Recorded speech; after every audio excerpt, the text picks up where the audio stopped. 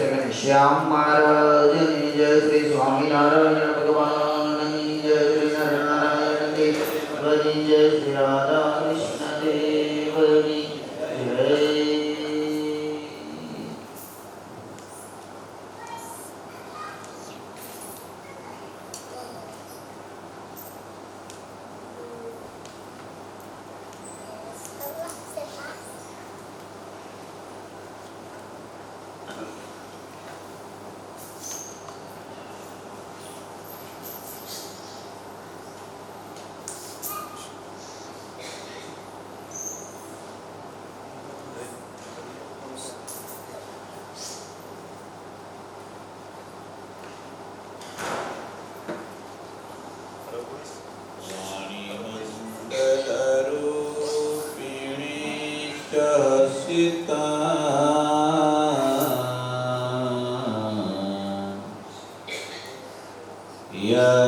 यस्यास्ति वै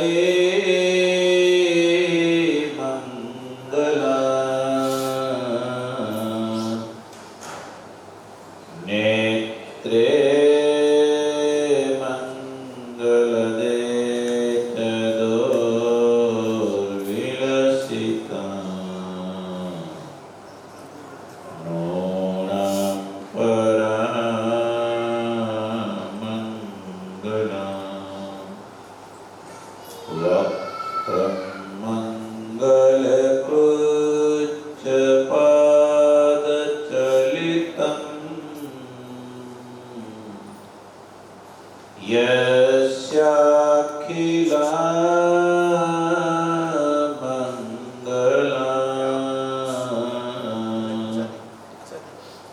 सोऽयं मङ्गलमूर्तिरासु जगतो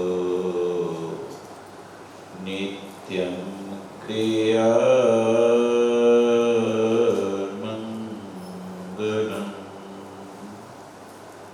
नित्यं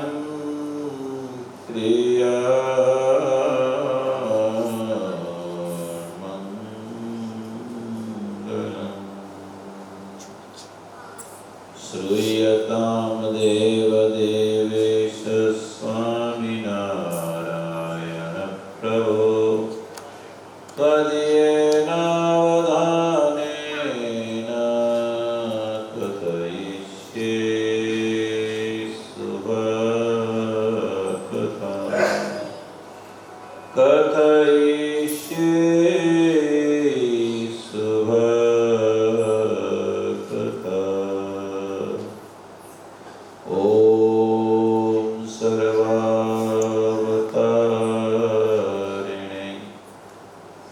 हरे कृष्णाय नमो नमः। ओम श्रीमद्भागवत परमहंसेभ्यो भक्तमण्डलेभ्यश्च नमो नमः। बोलो स्वामिनारायण भगवान की जय। श्री नरनारायण देवनी जय। श्री राधा कृष्ण देवनी जय। सदाय संतो भक्तों ने घना भावथी जय श्री स्वामिनारायण जय स्वामिनारायण। आज શું है નરનારાયણ જયંતિ। તે દિવસે શું હોય? ફૂલડોલ। એટલે આજે ફૂલડોલ છે, નરનારાયણ દેવ જયંતિ। નરનારાયણ દેવ પૃથ્વી ઉપર પ્રગટ થયા અને તપ કરે છે, કરે ને? ભગવાનના અવતારો ઘણા થયા, આવીને હાલ્યા ગયા। નરનારાયણ રૂપે ભગવાન આવ્યા, આજે ગયા નથી, એમને જેવો પૃથ્વી એ જ્ઞાની આપણા માટે સૌને માટે તપ કરે છે। જો આ છોકરો ડિસ્ટર્બ કરે છે તો એને કાઢી મૂકો ને તમે બેહાડી દો.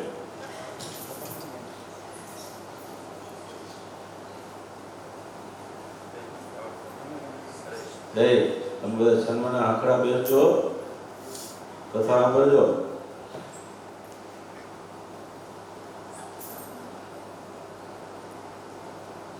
નરનારાયણ ભગવાન તપ શેને માટે કરે?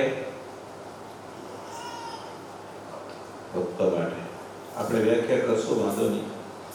નરનારાયણ દેવના પ્રાદુર્ભાવની કથા આજે ખંડોળ છે એટલે થોડીક કથા એ પણ આપણે કરીએ.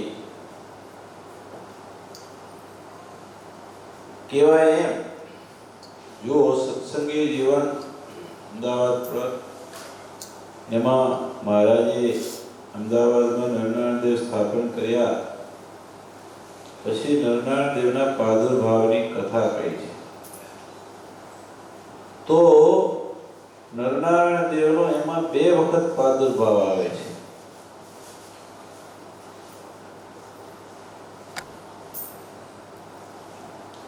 જ્યારે સૃષ્ટિની રચના થઈ આદિકાળમાં, શરૂઆતમાં સૃષ્ટિની રચના થઈ ત્યારે સૃષ્ટિની રચનાની સાથે જે ભગવાનના અક્ષરધામથી જે મહાપુરુષ માયાની સાથે જોડાય ને, એ મહાપુરુષના હૃદયમાંથી ધર્મદેવની ઉત્પત્તિ થઈ. ખાલી એકલા ધર્મદેવ નહીં, એની શક્તિ સાથે, એનું નામ અહિંસા દેવી. શું નામ? અહિંસા દેવી. ધર્મ અને અહિંસા દેવીનું જોડું એ મહાપુરુષમાંથી પ્રગટ થયું. ભગવાનની આજ્ઞાથી એ ધર્મ અને અહિંસા દેવી તપ કરવા માટે આવ્યા છે. તપ ક્યાં કર્યું? તપ નાણઘાટ જોયું અમદાવાદમાં, સાબરમતીને કિનારે. ત્યાં એવું એકદમ ઘોર જંગલ પણ શાંત પવિત્ર જગ્યા. સાબરમતીનો કિનારો પવિત્ર જગ્યા. એ સાબરમતી કેમ છે? સાબરમતી નામ કેમ પડ્યું એનું? કે જ્યારે ભગવાન પ્રગટ થયા છે, હવે આગળ આવે એટલે પછી કહેશું હાલો. ધર્મ અને ભક્તિ એટલે ધર્મ અને અહિંસા દેવીએ ત્યાં તપ કર્યું છે 10,000 વર્ષ સુધી. કેટલા? કેમ તપ થાય એમ છે? એક દિવસ એકાદશીનો ઉપવાસ ઈમાનમાં થાય નહીં. કેટલા ક્લિયર નથી કરવા, રોટલા ખાઈ લે. ડોશીને ઘરમાં હેરાન કરે, રોટલા કરવા પડે. એવાને પેટમાં ગેસ થઈ જાય, વાયુ થઈ જાય, મરણ થઈ જાય, ઢીકડું થઈ જાય. એટલે ન કરવા હોય તો અમને ચિઠ્ઠી આવે તે એટલે સ્વામી આ ઘરમાં અમારે એકાદશીનું અનાજને અડાય નહીં, કઈ રંધાય નહીં, ગંધ લેવાની ના પાડી શાસ્ત્રમાં. હમણાં રોટલા કરાવે છે, કઈ સમજાવજો. એ મારે તો સમજાવજો આને કઈ. તો ભણે એક એકાદશીનું ફરારે નથી થતું, ઉપવાસની ક્યાં વાત કરીએ? ધર્મ અને અહિંસા દેવીએ 10,000 વર્ષ સુધી તપ કર્યું છે. એ 10,000 વર્ષ સુધી તપ કર્યું ત્યારે ભગવાન એમની ઉપર પ્રસન્ન થયા છે. ભગવાન એમની ઉપર પ્રસન્ન થયા એટલે ધર્મ અને ભક્તિ બે તપ કરતા હતા ત્યારે બેના શરીરમાંથી તેજ પ્રગટ થયું. શું થયું? તેજ પ્રગટ થયું. એટલું બધું તેજ પ્રગટ થયું. તેજ તેજ તેજ. પછી તેજની અંદર ભગવાનના 4 સ્વરૂપના ધર્મ અને અહિંસા દેવીને દર્શન થયા. 4 સ્વરૂપ. કયા 4 સ્વરૂપ? એક સ્વયં નારાયણ, એક નર, એક હરિ, એક કૃષ્ણ. કેટલા? 4 સ્વરૂપ. ભગવાન 4 સ્વરૂપે ધર્મ અને અહિંસા દેવી થકી પ્રગટ થયા. ભગવાન પ્રગટ થયા એટલે ભગવાન પ્રગટ થવાના તો દેવતાઓને પહેલેથી ખબર હોય પોપડી જાય, સમજી ગયા? એટલે આવી જાય, હે બધા દેવતાઓ આવી ગયેલા અને ભગવાનની સ્તુતિ કરીને પ્રાર્થના કરી છે. જબરી કથા છે. તો ભગવાનની સ્તુતિ પ્રાર્થના કરી છે, પછી ભગવાનની પૂજા કરી છે. ભગવાનના પૂજાની અંદર વિવિધ આભૂષણો આ તે અને સુંદર ભગવાનની ઈચ્છાથી સરસ મજાનો આપોઆપ મંડપ ત્યાં સર્જાયો છે. મંડપની અંદર સિંહાસન એકદમ મણિમય સુવર્ણમય સિંહાસન સર્જાયું છે. એની અંદર ભગવાન નારાયણ વિરાજમાન થયા છે. ભગવાનની પાછળ નર ભગવાન વિરાજમાન ઊભા છે. એક બાજુ કૃષ્ણ છે, એક બાજુ હરિ છે, વચમાં સિંહાસન ઉપર નારાયણ ભગવાન વિરાજમાન છે. પછી ચતુર્વ્યૂહ વાસુદેવ સંકર્ષણ પ્રદ્યુમ્ન અને અનિરુદ્ધ ચતુર્વ્યૂહ પણ ત્યાં આવી ગયા છે. એ પણ ભગવાનની અડખે પડખે છે. આવું અદ્ભુત દર્શન. અને પછી ઋષિ મુનિઓ દેવતાઓ બધાય ત્યાં દેવીઓ બધી આ ભગવાનના દર્શન માટે આવ્યા છે. અને પછી ભગવાનનું પૂજન કર્યું છે. પૂજન કર્યું. આ એકદમ શોર્ટમાં કથા કહું તમને, વિસ્તારવાળી બહુ કથા છે, વર્ણન બહુ મોટું છે. ભગવાનનું પૂજન કર્યું પછી બધાએ ભગવાનના ઈશ્વરો દેવતાઓ બધાએ પૂજન કર્યું.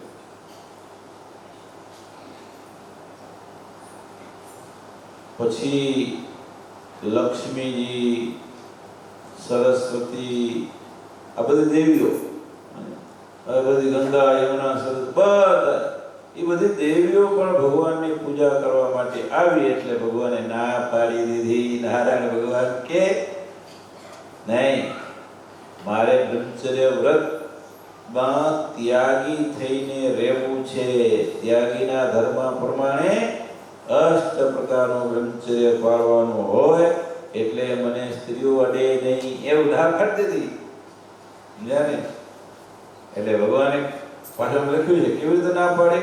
દેવતાઓને કીધું, જો ધર્મદેવ પોતાના પિતા અને પોતાની માતા હિંસા દેવી એને સાંભળતા કીધું કે અમારે આ વખતે બ્રહ્મચર્ય વ્રત પાળવું છે. એટલે અમારી પૂજા તે સ્ત્રીઓ ના કરે. હા, એને પૂજા કરવી હોય તો દૂરથી બસ કરી લે. પૂજા દૂરથી મનોમન પૂજા કરી લે, અહીંયા આવી લડવાનું નહીં, એવી ભગવાને ના પાડી. અને પછી તો પૂજા થઈ ગઈ ને, પૂજાની અંદર ખબર, પૂજાની અંદર પછી જમવાનું આવે. ભગવાન થાળ જમાડવાનો આવે ને, થાળ પછી આરતી થાય, ખબર ને નિયમો પૂજા વિધિનો.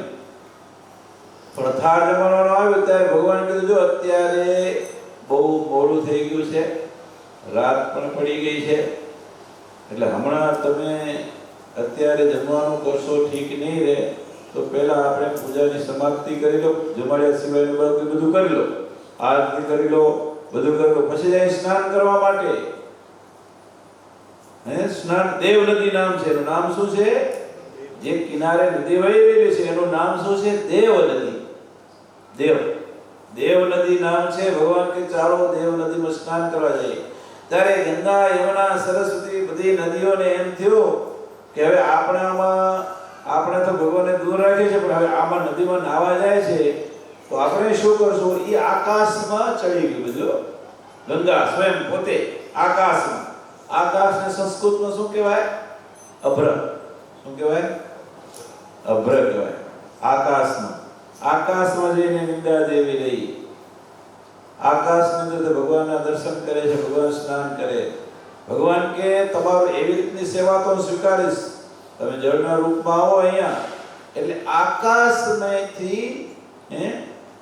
આકાશમેથી અભ્રમેથી ગંગાજી અંદર આ દેવ નદીમાં પ્રવેશ કર્યો એટલે સાભ્ર કહેવાનું. શું કહેવાનું? અભ્ર સહિત ને, અભ્ર સહિત ગંગા નદીમાં પ્રવેશ કર્યો એટલે સાબ્રમતી. આનો અપભ્રંશ કેવો શબ્દ છે? સાબરમતી છે ને, સાબરમતી. દેવ નદીમાંથી નામ શું પડી ગયું? સાબરમતી. પછી ભગવાને એમાં સ્નાન કર્યું, એની સેવા આપી. સ્નાન કર્યા પછી આવ્યા, પછી મંડપમાં વિરાજ્યા. અને પછી બધાને જમવાની આજ્ઞા કરી છે, અને એમાં જમ્યા, બધાને એવા પવા ભગવાને જમાડ્યા, જમી લીધા, બધું પરવારી ગયા. પછી ભગવાને પોતાના માતા પિતાને એમ કહે છે કે અમને, હું પોતાની એકલાની વાત કરે છો કે હું હવે બદ્રિકાશ્રમમાં જઈને તપ કરીશ. બદ્રિકાશ્રમ ક્યાં આવ્યું છે ખબર તમને? જ્યાં નર અને નારાયણ બે અત્યારે પર્વત છે, એક અને આનિકોર નીલકંઠ પર્વત, આનિકોર નરનારાયણ પર્વત, વચમાં અત્યારે બદ્રિકાશ્રમ એટલે બદ્રીનારાયણ મંદિર છે ને, એની વાત છે. જો કે દિવ્ય ધામ છે ભગવાનનું. નીલકંઠ વર્ણિય રૂપે મહારાજ બદ્રીનારાયણમાંથી બદ્રિકાશ્રમમાં ગયા મહિનો સુધી, બરાબર 6 મહિના રોકાણા ત્યાં. વળી પાછા આવ્યા. મહારાજ આવ્યા પછી ત્યાં પૂજારીને મળ્યા કે અહીંયા અનાજ જમીને ગયા હતા, 6 મહિના પછી પાછા આવીને અનાજ જમ્યા, એવું કીધું. તો એ ત્યાં બદ્રિકાશ્રમમાં નારાયણ ભગવાન કહે છે હું તપ કરવા માટે જાઉં છું. એટલે કે નર ભગવાન કે હું પણ તમારો સેવક છું. કારણ કે ભગવાન જ છે, પણ ભગવાનના 2 રૂપ છે, 4 રૂપ પર ભગવાન પ્રગટ થયા છે ને, તો હું પણ તમારી સાથે ચાલીશ. એટલે નર ભગવાન અનુમતિ આપે કે ચાલો તમે મારી સાથે, આપણે 2 જણા જઈએ. હરિ અને કૃષ્ણ પણ તૈયાર થાય, ભગવાને ના પાડી, તમે નહીં, અહીંયા તમે નહીં. અને પૂજા શીખવાડવા ટાણે પણ ભગવાને હરિ અને કૃષ્ણને કીધું તમે દેવીઓ દેવતાઓ બધા આમની પૂજા કરો, આ 2 સ્વરૂપની. નર ભગવાન નારાયણ ભગવાન નહીં કે ભગવાન એક છે, આ ભગવાનની લીલા છે હો. 4 સ્વરૂપમાં હરિ અને કૃષ્ણની પૂજા કરવા દીધી, પોતાની નહીં. પછી બંને જણા જ્યારે તપ કરવા જવાની વાત કરી ત્યારે ધર્મ અને ભક્તિને મૂર્છાવી અમને મૂકીને છોકરાઓ ભાગ્યા. 2 જણા ભગવાને કૃષ્ણને હરિને આજ્ઞા કરી. હરિને કીધું તમે વૈકુંઠમાં જાઓ, લક્ષ્મીજીની સાથે રહી અને ભક્તોના મનોરથ પૂરા કરો. કૃષ્ણ ભગવાનની આજ્ઞા કરી કે તમે ગોલોકમાં જાઓ, ત્યાં પણ ભગવાન ભક્તોના મનોરથ પૂરા કરો. અમે બદ્રિકાશ્રમમાં તપ કરવા માટે જઈએ છીએ. એવી રીતે નાના ભગવાન બદ્રિકાશ્રમ જવાને ધર્મ ભક્તિને ધર્મના હિંસા જોઈને મૂર્છા આવી ગઈ. મૂર્છા જીવન તમને નહીં આવતી. હવે એ છોકરો સાથ થવા જાય તો, તપ કરવા જાય તો, ને ઘણાને આવી જાય ભાઈ સાહેબ, માન રજા પડે, ઘણાને સહેલાઈથી પડી જાય. જેને મા બાપને ભલે મારો દીકરો સાધુ થાય, હવે ના એકલો એક થઈ ગયો છે, અમે એક એટલે તકલીફ પડતી હશે કે કેમ થાય, સાધુ થાય તો પહેલેથી સંસ્કાર બગાડી નાખી, જીતી ખાઈને પીને સાધુ થવું અઘરું થઈ પડે ને. હવે અંતર ભ્રષ્ટ થઈ જાય પછી ના સંસ્કાર રે, સાધુ થવાનું મન થાય, કદાચ થાય તો નક્કી ન કહેવાય, વૈરાગ થાય તો થાય. પણ આ તો 4 દીકરા હતા ને, 2 જણા જાય તપ કરવા, 2 ને ત્યાં મૂકી દીધા. એટલે ધર્મ ભક્તિ મૂર્છિત થઈ ગયા. કે તમે અમને મૂકીને તમે જાઓ છો, ભગવાન કે તમે એ તપ કરજો. હવે સાબરમતીની કિનારે મૂર્છિત થઈ ગયા, જાગ્યા. ભગવાન રડવા લાગ્યા, માતા પિતા. એટલે નરનારાયણ ભગવાને કહ્યું ચાલો અમારી સાથે, તમે પણ બદ્રિકાશ્રમમાં અમારી સાથે તપ કરજો. ત્યાં ચાલો. પછી ત્યાં લઈ ગયા. પણ એને કીધું કે આ આદિ વરાહ કલ્પની અંદર આપણે, હું જ્યારે બીજા કલ્પમાં જન્મ લેવો, કારણ કે ભગવાન કહે છે તમારા થકી હર કલ્પમાં હું જન્મ લઉં છું. એમ કહેજો, હર કલ્પમાં નરનારાયણ ભગવાન કહે ધર્મ ભક્તિને તમારા થકી હું જન્મ લઉં છું, અને હર કલ્પમાં અહીંયા બદ્રિકાશ્રમમાં તપ કરું છું. પણ આ વખતે જ્યારે બીજા જન્મ કલ્પમાં હું જન્મ લઈશ, ત્યારે આ પૃથ્વી ઉપર અહીં સાબરમતી, આ સાબરમતીને કિનારે, એટલે અમદાવાદમાં, શ્રીનગરમાં.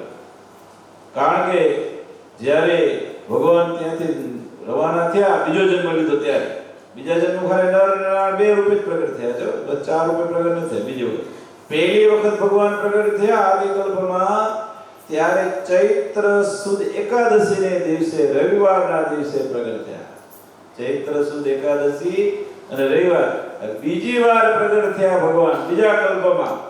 ત્યારે ધર્મ અને ભક્તિ કેટલા વર્ષ તપ કર્યું? પહેલામાં 10,000 વર્ષ તપ કર્યું. આ વખતે કેટલા વર્ષ તપ કર્યું? આ વખતે 12 વર્ષ તપ કર્યું. કેટલું?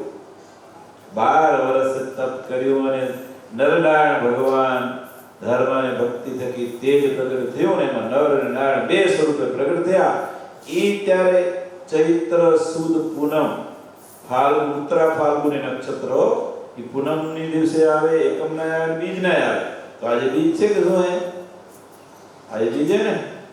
નીકળે ઉત્તરા ફાલ્ગુની નક્ષત્રમાં નરનારાયણ ભગવાન બીજી વાર પ્રગટ થયા. ત્યારે બે સ્વરૂપે પ્રગટ થયા અને નરનારાયણ ભગવાન ત્યારે ધર્મ અને ભક્તિને કીધું તમને આ વખતે તો અહીં જ રહીને તપ કરવાનું છે. આ વખતે તમારે અહીં જ રહેવાનું. હું પોતે આવી શકે પછી અહીંયા અને આપણે કાયમ અહીંયા રહેવાનું છે. ધર્મ અને ભક્તિની સાથે કાયમ સાબરમતીને કિનારે અહીંયા આખા કળિયુગને જ્યાં સુધી પૃથ્વીનો અંત આવશે ત્યાં સુધી રહેવાનું છે. આવે ને પ્રગટ મૂર્તિ રૂપે અત્યારે ધર્મ અને ભક્તિ નરનારાયણ દેવ છે ને પ્રગટ વિરાજે છે ને ત્યાં અમદાવાદ નથી. હા, ભગવાને કીધું. પણ હવે આ બે સ્વરૂપે શા માટે પ્રગટ થયા ભગવાન? એની એક પૌરાણિક કથા છે. શું છે? એક દંભોદ્ભવ. શું નામ? દંભોદ્ભવ. દંભોદ્ભવ નામનો રાક્ષસ, એને એમ થયું કે મારે ક્યારે મરવું જ નથી, મારે અમર થવું છે. તો અમર થવા માટે મારે તપ કરવું. બ્રહ્માજી ઉપર તપ કર્યો. ઓમ બ્રહ્મણે નમઃ, ઓમ બ્રહ્મણે નમઃ અખંડ મંત્રનો જાપ કર્યો. વર્ષો સુધી, હજારો વર્ષ સુધી તપ કર્યો. તમે હજારો વર્ષ કેમ થતા? 100 વર્ષ ન્યાય ઇતિ દિવસે હતી. હા, પહેલો આદિ સતયુગ હતો ત્યારે લાખ વર્ષની આવરદા હતી, બરાબર ને? પછી ત્રેતા યુગમાં 10,000 વર્ષ એક જ મીંડ ઉડાડવા. ત્રેતા યુગ આવ્યો ને 10,000 વર્ષની આવરદા હતી. પછી દ્વાપર યુગ આવ્યો એટલે એક મીંડ ઉડાડી દીધું. પછી કેટલા વર્ષની નહીં? 1000 વર્ષની આવરદા. સમજ્યા ને? 1000 વર્ષની આવરદા હતી. અને પછી કળી યુગ આવ્યો એટલે એક મીંડ ઉડાડી દીધું. 100 વર્ષની આવરદા. હવે 100 વર્ષની આવરદા કહેવાય. પછી કોઈ 100 વર્ષ રે ન રે, કોઈ વધુ રે 2-4 વર્ષ, કોઈ ઓછા રે, એ પછી હાલે પડ્યું. પણ મૂળની આવરદા એટલી 100 વર્ષની કળી ગઈ. સમજી ગયા ને? તો આ અસુરે હજારો વર્ષ સુધી તપ કર્યું બ્રહ્માજી ઉપર. કેને? દંભોદ્ભવે તપ કર્યો. બ્રહ્માજી પ્રસન્ન થયા કે માગો માગો. અને આ બ્રહ્મા શિવ પ્રસન્ન થાય તો વરદાન આપી દે, ખબર ને? હા, વરદાન આપી દે. પછી ક્યારેક મુજાઈ પોતે જ જાય પાછા. એ વરદાન પોતાનું દીધેલું અને પાછા બહાર નીકળી ના ગઈ, હેરાન થઈ જાય. પછી એને બહાર નીકળવા માટે ભગવાનને આવવું પડે. ભગવાન મહેનત કરે પછી બહાર નીકળે, ભગવાન બચાવે. હવે દંભોદ્ભવે હજારો વર્ષ તપ કરીને બ્રહ્માજી રાજી થઈ ગયા, પ્રસન્ન થઈ ગયા. માગે વરદાન. અરે પ્રભુ, તમે રાજી થયા મને અમરત્વ આપી દો, ક્યારે મરવું જ નહીં. એટલે ભલા મારા એ કે શક્ય છે? હું એ પોતે મરી જવાનો. માણસના 8 અબજ, કેટલા? માણસના 8 અબજ ને 64 કરોડ વર્ષ જાય ત્યારે બ્રહ્માનો એક દિવસ થાય. જોજો, બ્રહ્માનો આયુષ્ય બહુ લાંબી, પણ મરવાના તો ખરા કે નહીં? કે 8 અબજ 64 કરોડ વર્ષ જાય ત્યારે બ્રહ્માનો એક દિવસ, એવા 30 દિવસનો મહિનો, એવા 12 મહિનાનો એક વર્ષ, એવા 100 વર્ષ બ્રહ્મા જીવે. જીગ્યા ને? હજી બ્રહ્માને 50 વર્ષ થયા, હજી 50 વર્ષ બાકી છે. એટલે આ બ્રહ્માને હજી બીજા 50 વર્ષ હાલવાનું છે. બ્રહ્મા આપણા નહીં, માણાને તો શું હે કે 10 લોકનો બ્રહ્માના એક દિવસે પૂરા થઈ જાય. 14 લોકનો નાશ થશે, આખા બ્રહ્માંડનો નાશ થશે. 10 લોકનો એક દિવસે નાશ. 8 અબજ ને 64 કરોડ માણસ ના થાય એટલે આ બ્રહ્માંડનો નાશ થાય. બ્રહ્માંડ એટલે 10 લોક સુધી બધું પાણી ભરાઈ જાય. વળી સૃષ્ટિ થાય, બ્રહ્મા ઉઠે ને પાછા. એટલે માં 8 અબજ ને 64 અડધો કરોડ, અડધો દિવસ, અડધી રાત. એટલે 4 અબજ 32 કરોડ. કેટલા? 4 અબજ ને 32 કરોડ વર્ષ સુધી સૃષ્ટિ રહે. 4 અબજ ને 32 કરોડ સુધી રાત રહે, પાણી ભર્યું. ઉપરના લોકમાં હાલ્યા જાય બધા, પિતૃલોકમાં, જનલોકમાં, તપલોકમાં, બ્રહ્મા લોકમાં બધા જેવા એવા સિદ્ધ લોકો ત્યાં હાલે જાય. બાકીના બધા માયાને ઉદરો પહી જાય. વળી સૃષ્ટિ બ્રહ્મા જાગે એટલે વળી પાછું બધું કરવા માંડે ને વળી પાછા 10 લોકની રચના થાય. એટલે ઈ વળી એને કહેવાય પ્રાર્થ. શું કહેવાય? કલ્પ. એક દિવસ એક કલ્પ કહેવાય. કલ્પ એક દિવસ, બ્રહ્માનો દિવસ એક, એટલે આપણો આ કલ્પ નીકળી જાય. તો આ અસુર તો માંગણી કરી કે મારે તો અમરત્વ આપો. બ્રહ્મા કે અમરત્વ હું ના આપી શકું. હા, મારે પોતાને મરવાનું હોવર થાય ત્યારે મારે પણ પોતાને જવાનું. તો એવું કંઈક માગ, એવું કંઈક માગ કે તો લાંબો જીવી શકે કંઈક. તો કે મને એક કામ કરો, તમે 1000 કવચ આપો. કવચ બખ્તર જેને કહે ને આપણે, હા, લડવૈયા બખ્તર કરી દે. તમને ખબર? મ્યુઝિયમમાં ક્યાંક ગયા તો લોખંડના કમળા સ્ટીલના એકદમ બખ્તર પડ્યા હોય કે ગોલીઓ આવે, તલવાર આવે તો એને કાંઈ વાગે નહીં, શરીર કપાય નહીં. બખ્તર કહેવાય. કવચ, મને 1000 કવચ આપો. પાછા એ કવચ કેવા કે મારું એક કવચ તોડવા માટે એ જ તોડી શકે મારી સાથે યુદ્ધ કરીને. ઈ પણ 1000 વર્ષ સુધી પેલું બ્રહ્મચર્ય પાળે, અણી શુદ્ધ બ્રહ્મચર્ય પાળે, તપ કરે અને પછી ઊભો થઈને મારી સામે લડવા આવે. એમાં 1000 વર્ષ સુધી મારી સાથે યુદ્ધ કરે તો એક જ કવચ તૂટે. કેટલા વર્ષ? ઘણા વર્ષ જીવન મગાઈ ગયું ને ઓટોમેટિક. હવે બીજા કોઈ તપ કરવા લાગે, તપ કરતા કરતા 1000 વર્ષ થાય, પછી 1000 વર્ષ લડે એટલે 2000 વર્ષ તો નીકળી ગયા. વળી ફરી તપ કરવા બે, હવે બીજા 2000 વર્ષ નીકળી ગયા એટલે બીજું કવચ તૂટે. તો 1000 કવચ એને તોડ તો કેટલા વર્ષો ખપે? એને જલસો પડી ગયો. હવે આપણે જલ્દી કાંઈ કરવાના નથી. હવે એને કે અમરત્વ જેવું જ છે આ. એટલે પછી એને કર્યું ઘમંડ અને દેવતાઓને આખી ત્રિલોકીમાં બધાને એવી પીડા કરે, હેરાન કરે કે દેવતાઓ બધા ઇન્દ્ર ભાગ્યો એને જોઈને. એવો અસુર જોરાતો થઈ ગયો, વરદાન પામી. તપ કરે ને ઈશ્વર આવે. તપ કરવાથી ગમે રાક્ષસને શક્તિ મળે અને સજ્જનને મળે, દુર્જનને મળે. જે તપ કરે ને ફળ તો મળે. તપનું ફળ તો મળવાનું છે. જે સાધના કરો, સાધનાની સિદ્ધિ તો મળે જ ને. એટલે હવે આ બધાને હેરાન કરે. એમાં ઇન્દ્રાદિક દેવતાઓ સ્વર્ગને એક ધક્કો પછાડે ને બધા ઊભી પૂછડીએ ભાગે. બધા દેવતાઓ ક્યાંય અખણવા બેવા ના દે, કોઈ ક્યાંય અખણે રહેવા ના દે. એવી ઉપાધિ સર્જી દીધી પૃથ્વી પર, એવી ઉપાધિ સર્જી એ બધાય શું થયું? બધા નજર ત્યાં ગઈ એટલે હોવ. હા, બધાય દેવતાઓ દોડીને બ્રહ્માની પાસે ગયા. બ્રહ્માને કે તમે આને વરદાન દઈ દીધું છે, હવે અમને તો હેરાન કરીને ગયા, જીવા દેતો નથી.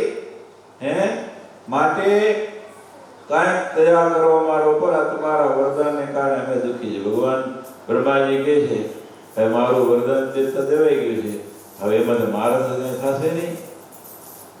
હાલો આપણે ભગવાન પાસે જઈએ. ભગવાનની પાસે ગયા બધા ભેગા થઈને. ભગવાનને જઈને પ્રાર્થના કરી, દંડવત કરીને દુઃખી થઈ ગયા છે, હેરાન થઈ ગયા છે, કંઈક દયા કરો.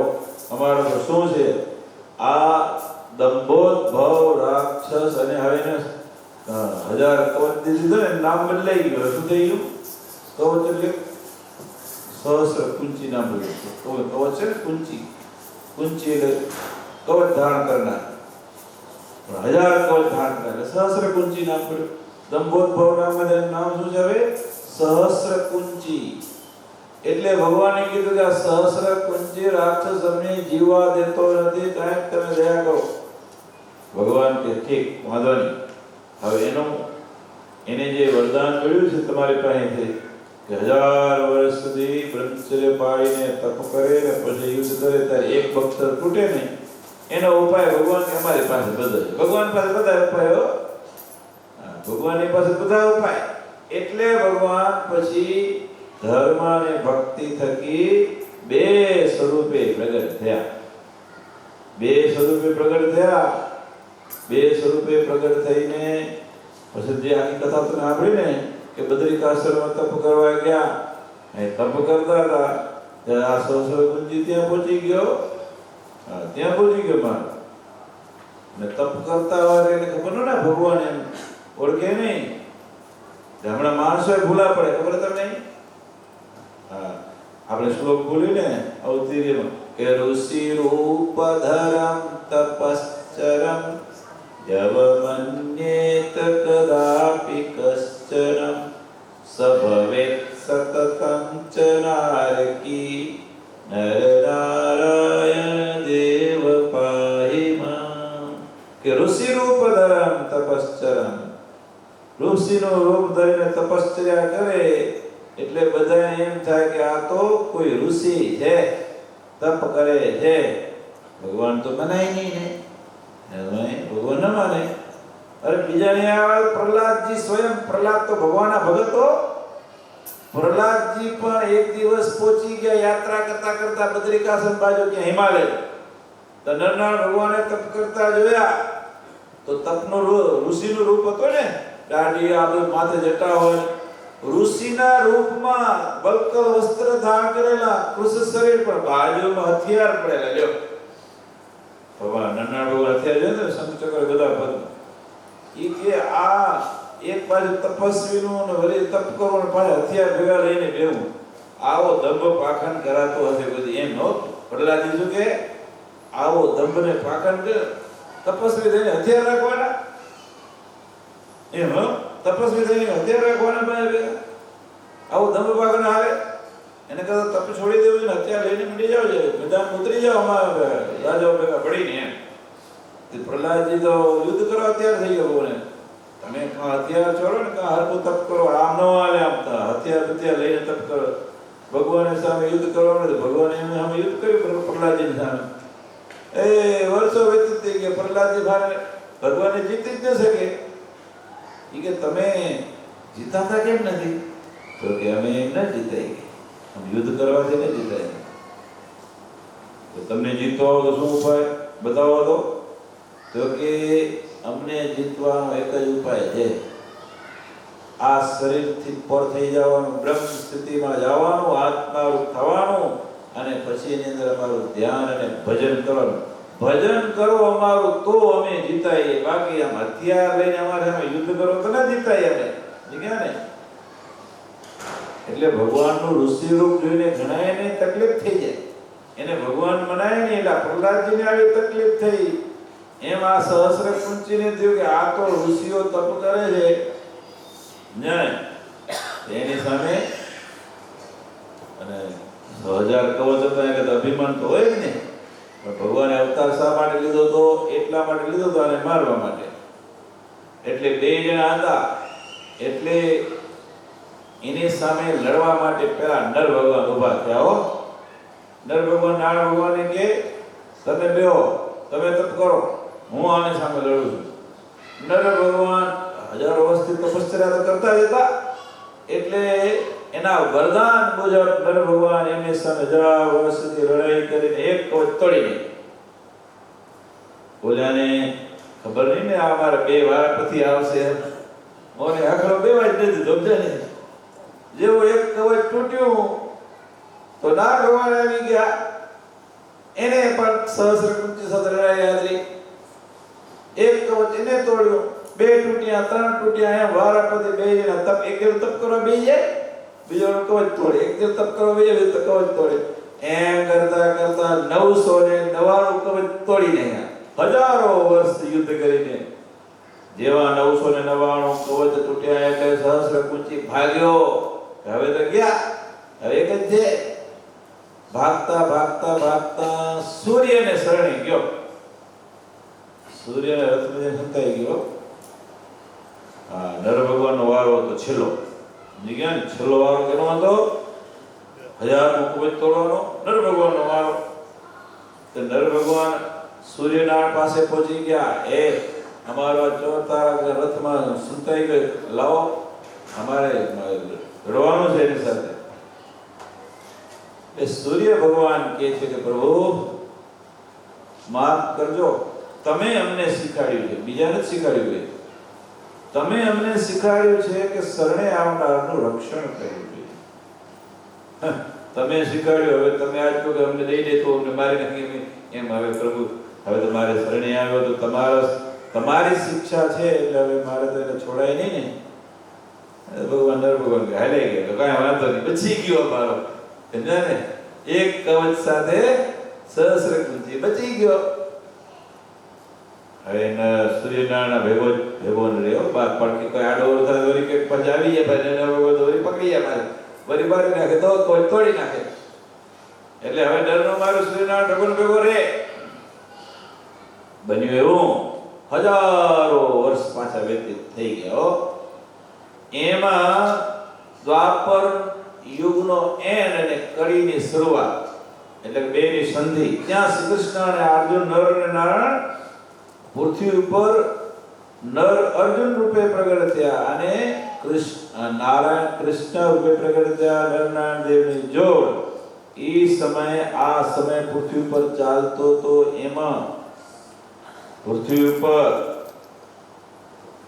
પાંડુ રાજાના પત્ની કુંતી, પાંડુની સાથે પરણ્યા નતા કુંતી, એના પહેલા એક કુમારી અવસ્થામાં ઘરે હતા ત્યારે એને દુર્વાસા ઋષિની ખૂબ સેવા કરી. એવી સેવા કરી ઋષિ રાજી થઈ ગયા. એ કે હું તને 5 મંત્ર આપું. ઈ મંત્ર એવા છે કે તમે જે મંત્રનો જાપ કરો અને જે દેવતાઓને બોલાવવાનું તમે આહ્વાન કરો એટલે દેવતા તમારે આવી જ જાય તમારી પાસે અને તમને પુત્ર આપે. 5 મંત્ર કુંતીને આપ્યા. વર્ષ ચાલે ગયા. કુંતી તો કુમારી અવસ્થામાં છે પણ એને વળી એમ થયું કે ઋષિ મંત્ર આપી ગયા છે, સાચું તો ખોટું, વળી એને વળી પરીક્ષા કરવાનું મન થયું. લીધા ને એ 5 મંત્રોમાંથી સૂર્યનો, ધર્મનો, પછી વાયુનો, ઇન્દ્રનો અને સહદેવ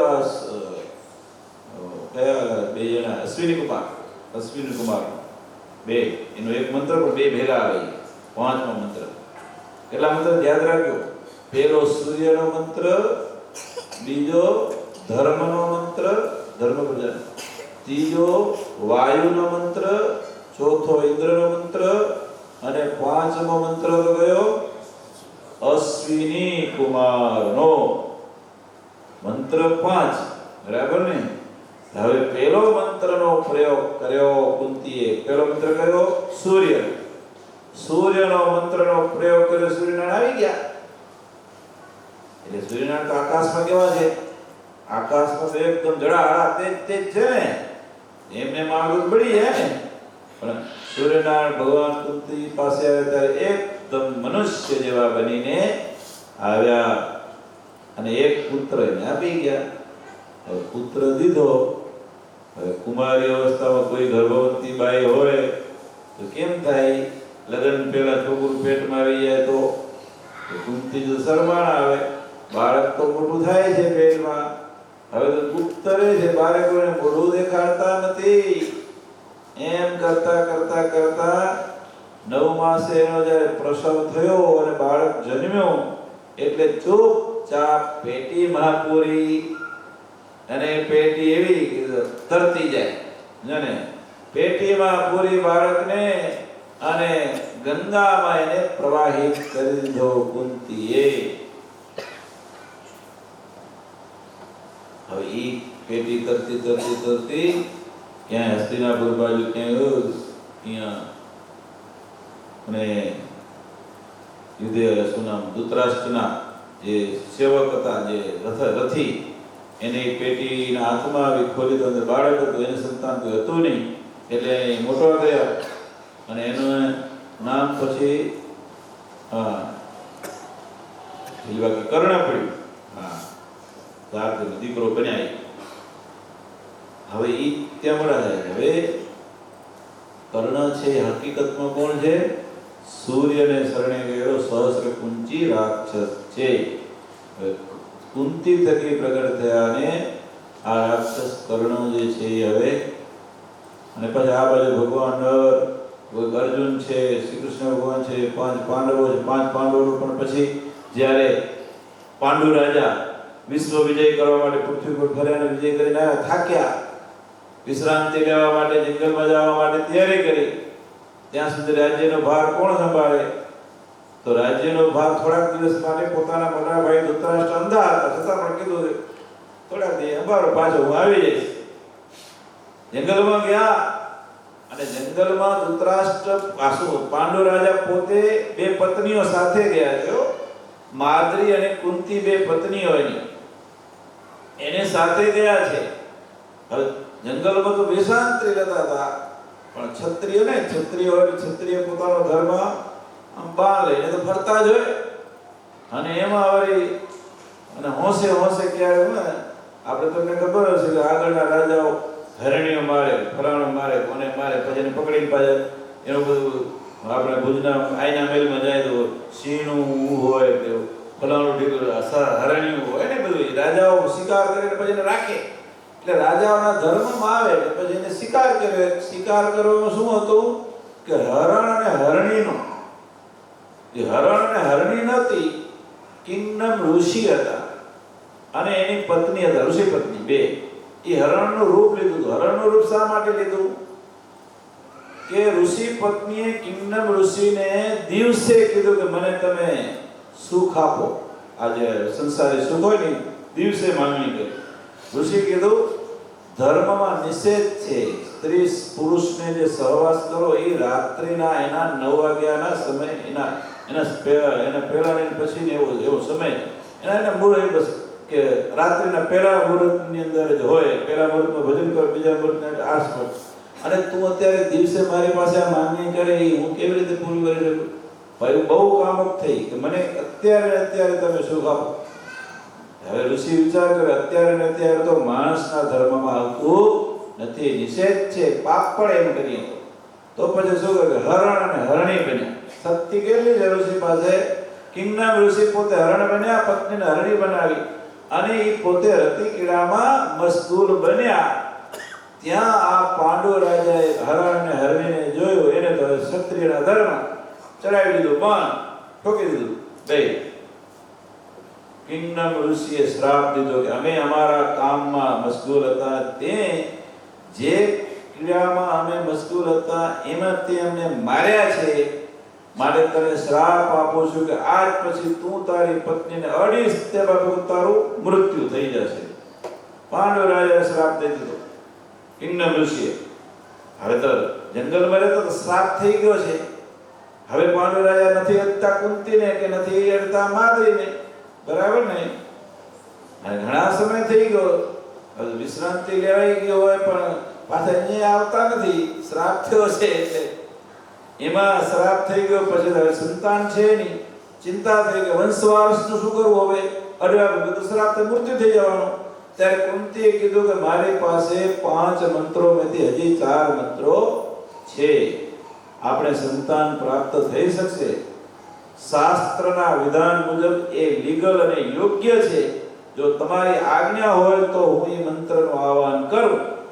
એટલે કુંતીએ 3 મંત્રો પોતે વાપર્યા. એક તો પહેલા વાપરીને કીધો સૂર્યનો, પછી ધર્મનો મંત્ર વાપરો એટલે એના થકી એને કોણ મળ્યા? યુધિષ્ઠિર મહારાજા, બરાબર ને?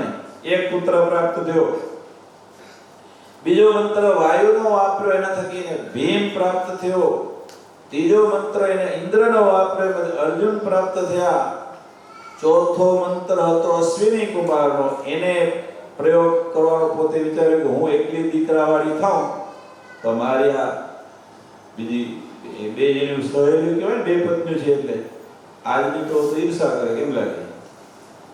ઈર્ષા ન કરી કે મારી છે, હું અમે બે જણી છીએ, હું એકલી દીકરાવાળી થાઉં, આ બીજા દીકરા વિને રહી જાય, વાણણી રહી તો કે વાણણીનું પેલું મેણું હોય ને મોટું, એટલે એક મંત્ર એને આપ્યો. એટલે છેલ્લો મંત્ર હતો એને માદ્રીને આપ્યો, તું પ્રયોગ કરા. અને છેલ્લો મંત્ર અશ્વિની કુમારનો હતો, એ માદ્રી એનો પ્રયોગ કર્યો.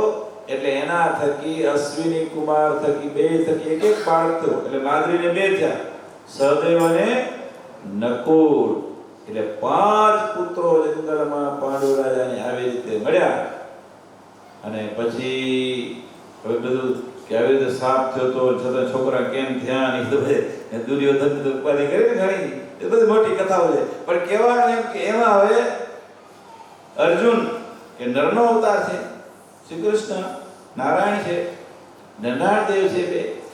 અને જ્યારે મહાભારતનું યુદ્ધ થયું ત્યારે કર્ણ સેનાધિપતિ બનીને જ્યારે યુદ્ધ લડવા આવે છે, જ્યારે ભીષ્મ પિતામહ હતા ત્યાં સુધી એને યુદ્ધમાં એન્ટ્રી જ નહોતી. યુદ્ધ ભીષ્મ પિતાએ ના પાડી. ક્ષત્રિયને ત્યાં યુદ્ધ લડવા પણ છે ક્ષત્રિયાણીનો દીકરો છે, પણ કોઈને ખબર નથી. જાણે છે કોણ? એક કૃષ્ણ જાણે ને એક કુંતી જાણે, બે જ જાણે. એના સિવાય પોતે નથી જાણતો કોણ. પછી યુદ્ધની શરૂઆત થઈ ત્યારે શ્રી કૃષ્ણ ભગવાને અને કુંતીએ બે વારપતિ મળીને કર્ણને સમજાવ્યો કે તું પાંડુ પુત્ર છે, અર્થાત કુંતી પુત્ર છો એમ, તું ક્ષત્રિય છો, તું શુદ્ર નથી એમ, તું આવી ગયા પાંડવ પક્ષમાં. પણ ત્યારે કર્ણ કે હવે તો ઘણું મોડું થઈ ગયું, હવે મારા ઉપર દુર્યોધનનો ઘણો બધો ઋણ ચડી ગયો છે, હવે હું એ પક્ષ છોડી શકું નહીં. પણ કુંતીને કે તમારી મારી માં સાચી છો, પણ એક વચન તમને આપું, તમારા 5 પુત્રો ઓછા નહીં થાય. કાં હું જઈશ કાં અર્જુન જશે, બે માંથી એક બધું તમારા 5 પુત્ર કાયમ રહેશે ને. એમાં પછી યુદ્ધની અંદર ભીષ્મ પિતા જ્યારે માણસાઈ ઉપર સૂઈ ગયા અને કર્ણને જ્યારે પોતાનો વારો આવ્યો, જ્યારે ગુરુ દ્રોણ પણ બે સૂઈ ગયા, પછી કર્ણનો વારો આવ્યો સેનાધિપતિ થવાનો. અને સેનાપતિ એમના પાસે જ્યારે પરશુરામ ભગવાનની પાસે વિદ્યા શીખવા ગયા, ત્યાં એને પરશુરામ ભગવાન પોતાના માથું રાખીને કર્ણના ખોળામાં સૂતા હતા. ત્યારે ક્ષત્રિયના રૂપેને એટલે શું બ્રાહ્મણ રૂપ ધરીને એને વિદ્યા લીધી હતી. પણ એનો કીડો વળગ્યો છતાં પણ છનવાનો બેઠો આટલું બધું આમ કોતરી નાખ્યું છતાં, અને ગરમા ગરમ લોહી પરશુરામના શરીરના જાગ્યા, આટલું બધું કોતરી નાખ્યા છતાં ડગ્યો નહીં. તું બ્રાહ્મણ નથી. બ્રાહ્મણ જરાક કીડી હે કરતો ભાગે, તું તો મારા આવડો કીડો જ કોતરી નાખ્યો તો ડગ્યો નહીં. મારે તું ક્ષત્રિય સાચું બોલ, તું નથી બ્રાહ્મણ. છેતરપિંડી કરીને તે મારી પાસે વિદ્યા લીધી છે, તને શ્રાપ આપું છું, સમય ઉપર તારી વિદ્યા મારી વિદ્યા તને કામ નહીં આવે. અને મહાભારતના યુદ્ધમાં સમય આવ્યો ત્યારે પેડું ખૂટી ગયું અને કર્ણ નીચે ઉતરી અને એને હરખું કરવા ગયો.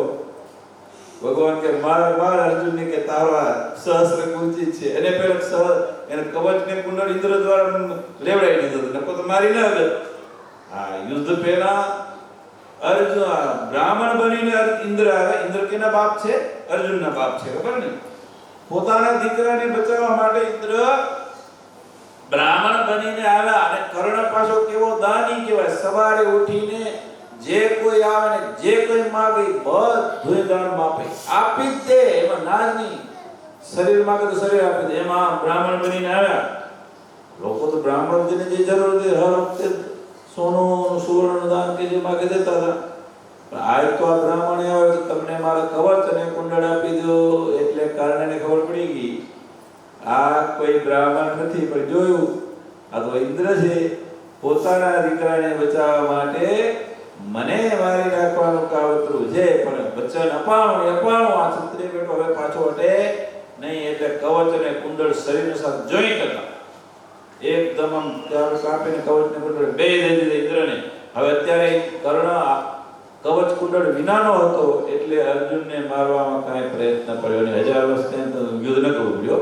હા, 1-2 દિવસ યુદ્ધ પૂરું કરી દીધું અને કર્ણને માર્યો. એટલે સહસ્ર કુંચીને માર્યો. તે નરનો વારો છેલ્લે રહી ગયો તો એટલે નરના રૂપમાં અર્જુને આવી અને માર્યો.